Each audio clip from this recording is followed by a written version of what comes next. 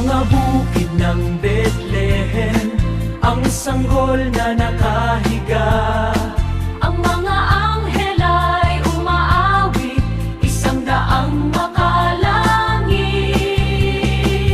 Kaluwalhatian sa Diyos, sa kaitaasan, kapayapaan sa lupa, sa iyo at sa akin. Sa iyo, o sa iyo, ipinanganak ngayon ang hari ng kaapayapaan.